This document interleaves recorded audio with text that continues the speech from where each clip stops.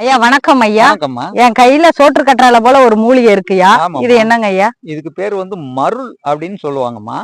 இது காது சம்பந்தப்பட்ட நோய்க்கு ஒரு அற்புதமான மூலிகை. இந்த வேர நெருப்புல வாட்டி புளிஞ்ச சாற அப்படியே காதுல ஒரு 5 சொட்டு ஊத்துவாங்க. காதுல சீல் வடிகிறது, காது வலி, காதுல இரைச்சல், இது எல்லாத்துக்குமே இந்த மருளோட சாறு நல்லா கேட்கும்.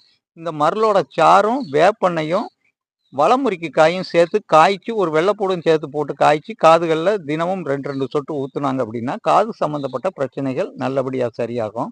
இந்த ஆக்கைன்னு சொல்லி இதை கிழிச்சு இதுல இருந்து நார் மாதிரி எடுத்திருப்பாங்க.